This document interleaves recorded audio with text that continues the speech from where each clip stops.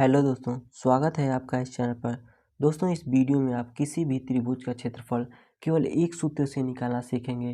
तो दोस्तों, यह वीडियो आपके लिए बहुत ही इम्पोर्टेंट है, इसलिए वीडियो को अंत तक देखिए। और चैनल पर नए हैं तो चैनल को सब्सक्राइब कर दीजिए तथा वीडियो पसंद आए तो लाइक कर दीजिए। तो दोस्तों, इस वीडियो में हम लोग त्रिभुज का क्षेत्रफल निकालना सीखेंगे। इससे पहले कि आपको त्रिभुज के बारे में बेसिक जानकारी दे देता हूँ, जिससे कि त्रिभुज का क्षेत्रफल निकालते समय आपको कोई भी कठिनाई न हो। तो सबसे पहले हम लोग जान लेते हैं कि त्रिभुज किसे कहते हैं, त्रिभुज की परिभाषा क्या होती है। तो त्रिभुज तीन रेखा खंडों से घिरी आकृति को त्रिभुज कहते हैं। कोई भी आकृति हो, यदि वह तीन रेखा खंडों से घिरी हो तो वह त्रिभुज कहलाएगी। जैसा कि आकृति में देख रहे हैं, ए बी सी एक त्रिभुज है जो कि 1 2 3 यह तीन रेखा खंडों से घिरी है। यहाँ पर भी ए बी सी एक त्रिभुज है जो कि 1 2 3 यह तीन रेखा खंडों से घिरी है। तो कोई भी त्रिभुज, जैसे कोई भी आकृति हो जाए, वह तीन रेखा खंडों से यदि घिरी है तो वह त्रिभुज कहलाएगी। अब जान लेते हैं कि त्रिभुज का क्षेत्रफल क्या होता है। तो त्रिभुज का क्षेत्रफल होता है 1/2 आधार गुणे ऊंचाई। अब यहाँ पर ऊंचाई जो होता है वह लंब भी कहा जाता है, ऊंचाई को कभी कभी लंब भी कहा जाता है, तो इससे आप लोग कन्फ्यूज मत होइएगा। और इस त्रिभुज के क्षेत्रफल की मदद से आप कोई भी त्रिभुज यदि दिया है तो उसमें यदि उसकी ऊंचाई पता चल जाए और उसका आधार पता चल जाए तो आप बिल्कुल आसानी से उस त्रिभुज का क्षेत्रफल निकाल सकते हैं। अब बात ये है कि उसमें इस त्रिभुज, जैसे यह त्रिभुज दे दिया तो इसमें आधार कौन सा होगा और ऊंचाई कौन सा होगा, यह पहचानना आपके लिए ज़रूरी है। तो सबसे पहले क्या करते हैं कि इस त्रिभुज में जो त्रिभुज दिया रहता है उसका सबसे जो निचला भाग होता है, जो सबसे नीचे वाला भाग होता है, उसी को हम लोग आधार कहते हैं।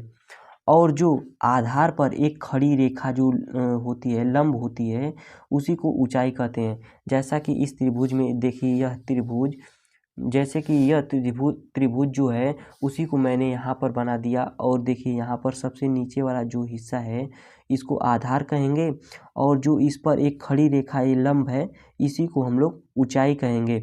और यह हमेशा देखिए, हमेशा जो आधार होता है उस पर जो लंब होती है वह 90 अंश का कोण बनाती है। तो त्रिभुज जो होता है उसमें जो आधार होता है, यदि उसमें लंब दिया रहे तो हमेशा 90 अंश का कोण बनाती है। तो इससे आपको पता चल जाएगा कि ये लंब है और यह आधार है। अब कन्फ्यूजन तब होती है जब ऐसा त्रिभुज दे दे कि यहाँ पर कैसे पता करें कि इसमें आधार कौन है और लंब कौन है, ऊंचाई कौन है। तो इस त्रिभुज को बस सिंपल, यहाँ पर देखिए मैंने बताया था कि कोई भी आकृति त्रिभुज की हो, उसका सबसे नीचे वाला भाग जो होता है, जो सबसे नीचे वाला रेखा होता है, खंड, वही आधार कहलाता है।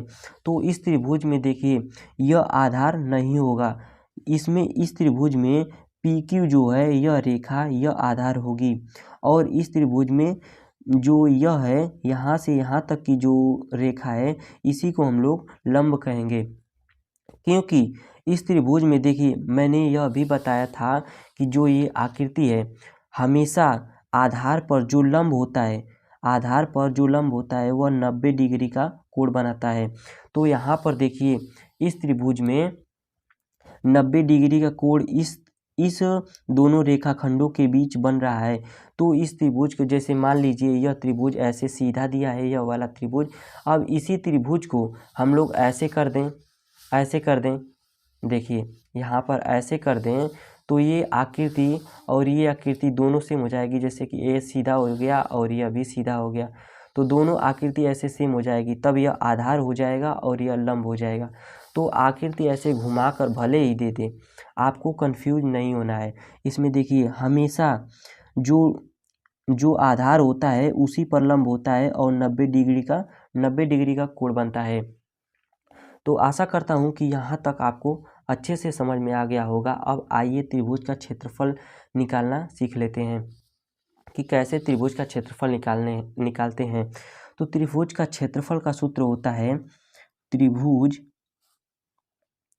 का क्षेत्रफल बराबर होता है 1/2 गुणा आधार गुणा ऊंचाई, यह सूत्र होता है। तब देखिए यहाँ पर क्या हो जाएगा कि 1/2 हो जाएगा और गुणा इस त्रिभुज में आधार कौन सा है, इस त्रिभुज में यह आधार है 6 सेंटीमीटर। तो हम लोग क्या करेंगे, यह 6 सेंटीमीटर दिया है किंतु हम लोग यहाँ पर 6 लिखेंगे, आधार 6 है तो आधार 6 लिख लेंगे। उसके बाद गुणा, अब ऊंचाई कितना दिया है, यहाँ से यहाँ तक की ऊंचाई है 3 सेंटीमीटर, तो हम लोग यहाँ पर क्या करेंगे 3 सेंटीमीटर लिख देंगे। अब यहाँ पर देखिए यह भाग के रूप में है और यह गुणा के रूप में है, यह ऊपर है, इसके बाटे में भी 1 होता है तो इससे इसको काट सकते हैं। तो 2 एकम 2 और 2 तिहाई 6, यह कट जाएगा तो यहाँ से क्षेत्रफल आ जाएगा। 1 का गुणा 3 में करेंगे तो 3 एकम 3 और 3 तिरिके 9 आ जाएगा। तो यहाँ से हम लोगों को 9 प्राप्त हो गया। अब यही आंसर नहीं हो जाएगा, यहाँ पर देखिए, यहाँ पर त्रिभुज में यहाँ पर 6 सेंटीमीटर और 3 सेंटीमीटर ऊंचाई, 3 सेंटीमीटर और आधार 6 सेंटीमीटर दिया है। तो यहाँ पर हम लोग क्या करेंगे, जब यह सेंटीमीटर में दिया है तो यहाँ पर सेंटीमीटर स्क्वायर हो जाएगा। जब भी किसी आकृति का आप क्षेत्रफल निकालिए, उसमें यदि कोई भी दिया हो, सेंटीमीटर में दिया हो तो सेंटीमीटर स्क्वायर आ जाएगा, यदि मीटर दिया है तो मीटर स्क्वायर आ जाएगा। यह लिखना आपके लिए इसका मात्रक बहुत ही ज़रूरी है, इससे ही सवाल गलत हो सकता है। तो आप लोग ऐसे कर दीजिएगा, त्रिभुज का क्षेत्रफल यदि दिया हो तो सेंटीमीटर स्क्वायर, ऐसे सेंटीमीटर में दिया हो तो सेंटीमीटर स्क्वायर हो जाएगा, यही आंसर हो जाएगा। अब यह सही है। अब देखिए यहाँ पर इस त्रिभुज का हम लोग क्षेत्रफल निकाल लेते हैं। तो इस त्रिभुज का क्षेत्रफल निकालने के लिए यही सूत्र का हम लोग उपयोग करेंगे। त्रिभुज का क्षेत्रफल बराबर हो जाएगा 1/2 गुणा आधार और गुणा ऊंचाई। तो यहाँ पर देखिए, यहाँ पर 1/2 और आधार, इस आकृति में आधार कौन सा हो जाएगा, मैंने कहा था कि जब कोई, जैसे कि नीचे वाला हिस्सा जो त्रिभुज का होता है वही आधार होता है, तो इसमें आधार कौन सा हो जाएगा 3 सेंटीमीटर हो जाएगा। तो 3 सेंटीमीटर है तो हम लोग 3 लिखेंगे। और जो आधार पर एक लंब होता है और वह 90 अंश का कोण बनाता है, वही लंब होता है। तो इसमें लंब कौन सा हो जाएगा, यह वाली रेखा, तो यह 4 सेंटीमीटर का है तो यह 4 सेंटीमीटर का लिख देंगे, ऐसे 4 लिख देंगे। अब यहाँ से इसको काट लेते हैं तो 2 से यह कट जाएगा, 2 दूना के 4 हो जाएगा।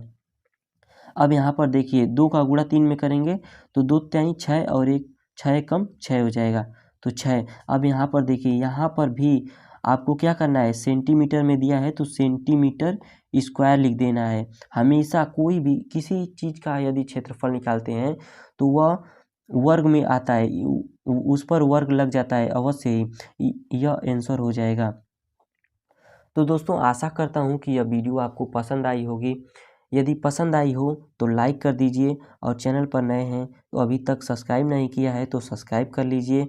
मिलते हैं नेक्स्ट वीडियो में, तब तक के लिए जय हिंद जय भारत।